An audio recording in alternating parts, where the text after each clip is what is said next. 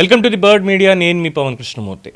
అంబటి రాంబాబు విషయం అందరికీ తెలిసిందే. అయితే సాక్ష్యాధారాలు కూడా కనిపించాయి. దాని తర్వాత మాట్లాడుకోవాల్సినటువంటి విషయాలు చాలా ఉన్నాయి. ముఖ్యంగా ఈ గుంటూరు వినుకొండల్లో సత్తెనపల్లి దగ్గర ఏదైతే ఫ్లెక్సీలు కట్టారో ఆ ఫ్లెక్సీల్లో కూడా ఆనాటి ముఖ్యమంత్రిగా ఉన్నటువంటి జగన్మోహన్ రెడ్డి, టీటీడీ చైర్మన్గా పనిచేసినటువంటి వైవి సుబ్బారెడ్డి, భూమన కరుణాకర్ రెడ్డి వీళ్ళిద్దరిని పెట్టి ఒక ఫ్లెక్సీ కట్టారు. దాంట్లో లడ్డు కల్తీ ఎలా జరిగింది, ఏం చేశారు, స్వామివారి సొమ్ముని ఎంత వీళ్ళు దోచేశారు అనేటువంటి విషయాలు ఇవి పెట్టారు. బూతులు ఎక్కడా తిట్టలేదు. అందులో బూతులు కానీ అవమానకరంగా కానీ ఏది ఒక్క మాట లేదు. అన్నీ కూడా స్టేట్మెంట్స్ మాత్రమే ఇచ్చారు. సరే, దాన్ని కట్టారు. ముందు వైసీపీ వాళ్ళు చూసి దాన్ని చింపేశారు.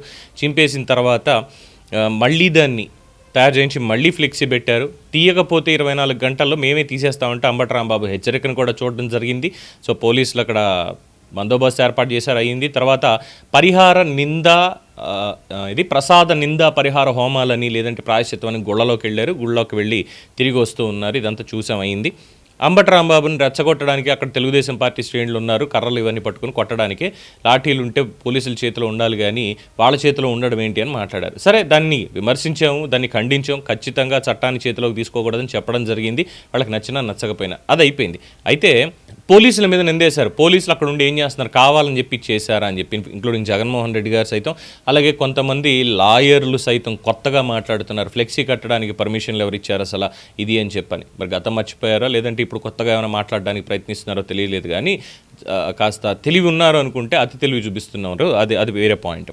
సో మొత్తానికి ఫ్లెక్సీ కూడా నడిచింది. అక్కడ ఆయన బయటికి దిగి ఏం చేశాడు చూసాం. ఈ వీడియోని ఒక్కసారి చూడండి.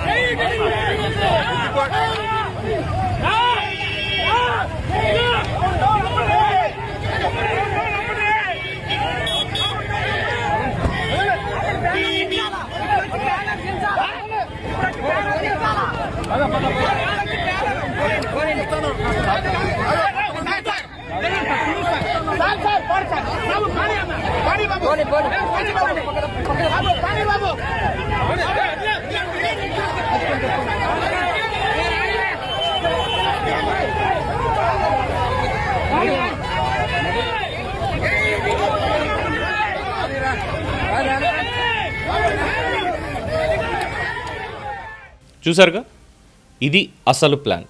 పోలీసులు ఉన్నారు. అంబటి రాంబాబు ఆ ప్రసాద నిందా పరిహార హోమానికో లేదంటే ప్రాయశ్చిత్తానికో గుడికి వెళ్ళిన మాట వాస్తవం. తెలుగుదేశం పార్టీ వాళ్ళు ఆ ఫ్లెక్సీని పీకడానికి వీళ్ళు వస్తారు, ఇప్పుడు పీకకుండా చూసుకోవాలని అక్కడ ఉన్నటువంటి మాట వాస్తవం. అలా జనం వచ్చారని చెప్పి పోలీసులు భారీ స్థాయిలోనే పోలీసులు అక్కడికి వచ్చి వాళ్ళని కట్టడి చేశారు. బయటికి రానివ్వలేరు అందరు వాస్తవం. అంబటి రాంబాబు అక్కడి నుంచి రిటర్న్లో వస్తూ కారులో వెళ్ళిపోతున్నటువంటి మాట వాస్తవం. వెళ్ళిపోతున్నప్పుడు కూడా పోలీసులు మైక్లో చెప్తున్నారు, ఆగద్దండి, వెళ్ళిపోండి అని చెప్తుంటే, సరే అక్కడ ఉన్నటువంటి వాళ్ళు అదిగో అంబటి రాంబాబు కారు అని చెప్పి వాళ్ళు రాను కిందకి రాను ఒక మాట అన్నారు. అది కూడా ఏంటి, పోనీ పిలిచింది ఏమైనా ఎమ్మెల్యేనా లేదంటే రాజకీయ నాయకుడా? అంబటి రాంబాబు గారి స్థాయి, ఆయన మాజీ మంత్రిగా చేశారు కాబట్టి పోనీ ఆయన స్థాయి వ్యక్తి ఎవరన్నా ఉండి సవాల్ విసిరి నువ్వు దిగరా కిందకి ఏమైనా మాట్లాడారా? లేదు. ఎవరో ఒక కార్యకర్త అన్నటువంటి దానికి ఈయన కోపం తెచ్చేసుకొని వెంటనే అక్కడ అలా చేస్తారా, ఫ్లెక్సీ ఉంటుందని కావాలని పోలీసులు వద్దండి ఇక్కడ మీరు వెళ్ళిపోండి గొడవ అవుతుందని చెప్తున్నా కూడా కారు తలుపులు తెరుచుకుని కిందకు వచ్చి చేసేటువంటి ప్రయత్నం. పోలీసులు అడ్డుపడుతున్నా కూడా వాళ్ళు అక్కడ శాంతి భద్రతల సమస్య రాకూడదని చెప్పి నించుని అందరినీ కట్టడి చేస్తూ శాంతియుతంగా అందరినీ పంపించేటువంటి ప్రయత్నం చేస్తూ ఉన్నా కూడా కావాలని రెచ్చగొట్టి సీన్ చేసి తద్వారా మిగతావన్నిటికీ కూడా బీజం వేయడానికి పక్కా ప్లాన్ చేసుకొని మరి అంబటి రాంబాబు దిగినటువంటి తీరు స్పష్టమైందిగా వీడియోలో. వద్దు అని చెప్తున్నా సరే కారుని అక్కడ ఆపేసి రోడ్డు మీద తలుపులు తీసుకుని అప్పటికీ పోలీసులు వారిస్తున్నారు, తలుపు తీయొద్దు సార్ మీరు లోపలే ఉండండి అని చెప్పి చెప్తున్నారు. అయినా సరే నన్నెవడేం చేస్తాడు, రమ్మనండి అన్నట్టుగా ఏం మాట్లాడాడు చూసాం మనం. సో తద్వారా తర్వాత మళ్ళీ అక్కడే ఆయన మాట్లాడిన మాటలు తర్వాత మళ్ళీ ప్రెస్ మీట్ పెట్టి నేను క్షమాపణ చెప్పాల్సినటువంటి అవసరం లేదు, క్షమాపణ చెప్పలేదు ఆయన ఏమి. అంటే ఆ తెలుగుకు కూడా చాలామంది అర్థాలు వివరిస్తున్నారు. క్షమాపణ చెప్పేశాడు కదా ఇంకేముంది అని. క్షమాపణ చెప్పిందంటూ ఏమీ లేదు అంబటి రాంబాబు అక్కడ. నా అంతరాత్మకు అనిపించింది ఉండకూడదేమో అనేది క్షమాపణ చెప్పడం కాదే. క్షమాపణ చెప్పడం కాదు అది, బహిరంగ క్షమాపణ అని కూడా అనరు. నేను అనుండకూడదు అని చెప్పి అంటే ఎక్స్ప్రెస్ చేస్తున్నాడు అంతే. అనుండకూడదు కానీ మాట అనేసాడు, దాని రిపర్కషన్స్ చూశాడు. చూసిన తర్వాత అయినా ఆ మాట అనుండకూడదండి, నేను క్షమాపణ కోరుతున్నాను చంద్రబాబు నాయుడు గారిని, ఆవేశంలో ఆ మాట అన్నాను, ఆ మాట అనుండకూడదు, బట్ మీరు చేసింది తప్పు, ఫ్లెక్సీలు కట్టించడం కానీ లేదంటే ఇగో ఈ మాట అన్న కానీ తప్పు, సాక్ష్యాధారాలు చూపించండి అని అంటే హుందాగా ఉండేది. ఇది చేయకుండా నోటికి పనిపెట్టి ఇష్టం వచ్చినట్టు తిట్టి ఆగ్రహానికి గురయ్యి కేసులు పెట్టించుకొని జైలుకి వెళ్ళి తద్వారా ఇప్పుడు జగన్మోహన్ రెడ్డి గారు వచ్చి ఏదో సానుభూతి డ్రామా నడిపించడానికి అన్నట్టుగా ఇదంతా చేసుకుంటూ వచ్చారు. ఏమనాలి? ఇంత విధ్వంసానికి కారణమైనటువంటి వీళ్ళని ఏమనాలి? ఏం చేయాలి? తప్పు ఒప్పుకోరు వీళ్ళు, తప్పు ఒప్పుకోరు. లడ్డూలో కల్తీ చేశాము అనేది వీళ్ళు ఒప్పుకోరు. ఎందుకంటే చుక్క నెయ్యి, అసలు పాల ట్రేసెస్ అనేవి కూడా లేదు, వెన్న ట్రేస్ అనేది లేదు, బ్యూటరిక్ యాసిడ్ అనేది లేనే లేదు అందులో. అది చాలా స్పష్టంగా చెప్పింది. కొవ్వులు అనేది పక్కన పెట్టేసేయండి.